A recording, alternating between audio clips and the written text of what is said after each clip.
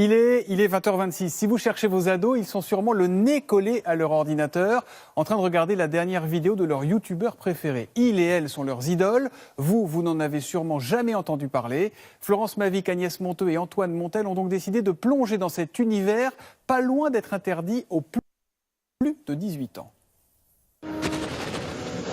Comment ça va là-bas? Chers amis, certains ont choisi l'humour, d'autres les jeux vidéo, la mode On est sur la plage des ou les voyages. Ah ouais, une compétition de surf.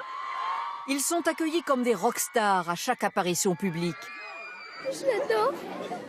Ils ont inventé leur propre métier, souvent entre les quatre murs de leur chambre. Hello tout le monde, j'espère que vous... Célèbres ou anonymes, pourquoi les youtubeurs fascinent-ils les jeunes? Je découvre en même temps que vous, hein. Je l'ai pas encore vu. Alors ici c'est mon dressing. Léna, son truc c'est la mode. Au fait, le lien est dans la description si Ça, vous voulez c'est le voir. nouveau. Ça j'aime bien. Elle a 21 ans et vit chez ses parents. Ah, C'est dans l'appartement familial qu'elle réalise ses vidéos. Caméra, montage, Léna a appris seule comment animer sa propre chaîne sur YouTube. En 1 an et demi, son site est passé de 1000 abonnés à plus de 300 000. ok. C'est monté très très vite. YouTube, quand ça marche très vite. Ça peut te pousser du jour au lendemain. Okay.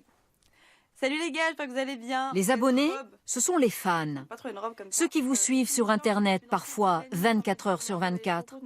Dans ses vidéos, Léna parle chiffon, mais aussi de son quotidien. Ses coups de blues, ses bons plans, ses complexes de fille. Donc ouais, on a tous des complexes, que ce soit une bosse sur le nez, des cheveux bouclés, des hanches. Et pour continuer d'intéresser sa communauté d'abonnés, la faire grandir, Léna a sa recette. Je suis assez spontanée et naturelle. Et je pense que j'ai un peu une vie normale et je pense que ça plaît aussi. Je pense que quand on regarde mes vidéos, on sent un peu comme si on était avec moi et que c'est une petite conversation à deux, à plusieurs, ceux qui sont derrière leurs écrans. Je pense que c'est ça qui change un peu sur YouTube. Pas de spectaculaire dans ses vidéos. Des clips qui racontent avec humour la vraie vie. C'est ça qui plaît à ses fans, Pas du tout, c'est 10 €. qui n'hésitent pas à l'aborder dans la rue. Salut. Comment vous appelez? Lou et Lisa. Qu'est-ce qui vous plaît chez les youtubeuses comme Léna? Pourquoi on est tellement accro aujourd'hui à ces jeunes-là?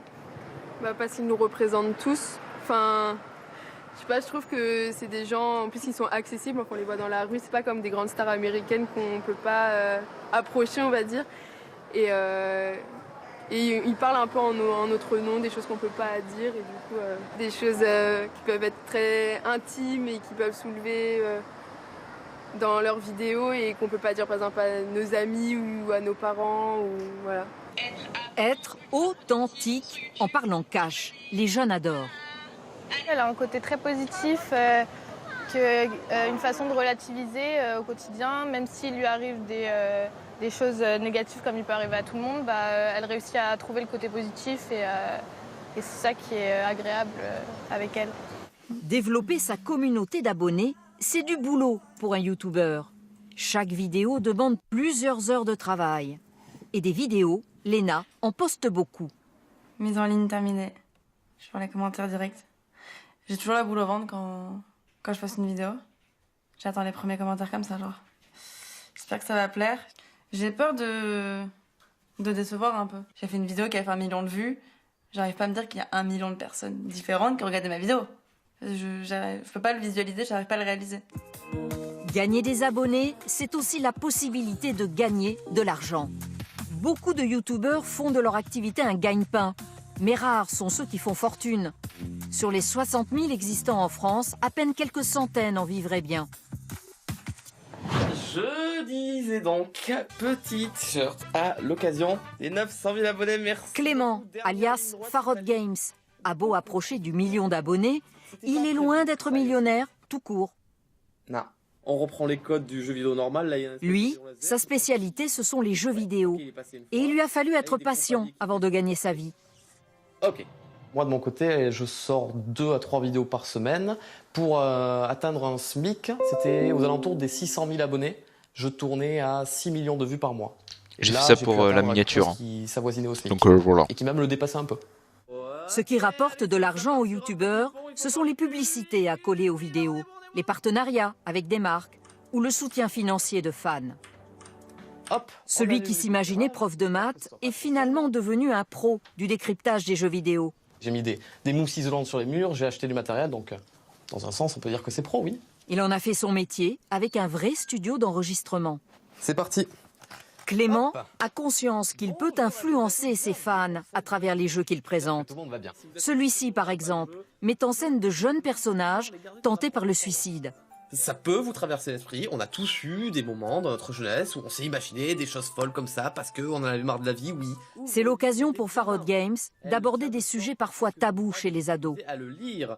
Si ça vous arrive, trouvez-vous une source de bonheur extérieure. Enfuyez-vous dans les mangas, dans les séries télé, dans les jeux vidéo, dans la télévision. Je sais que j'ai des abonnés très jeunes, et je sais que parmi ces jeunes-là, il y a des personnes qui sont concernées par ces sujets-là, qui se font du mal eux-mêmes parce qu'ils ont des choses terribles qui leur arrivent dans la vie. Donc je pense que j'ai ma responsabilité de leur dire, ne faites pas ça, pensez aux gens qui vous aiment. Si je peux me permettre de leur faire prendre conscience de certaines choses et de les remettre un peu sur le droit chemin, ou alors leur faire comprendre des choses de la vie, oui, je le fais, ouais.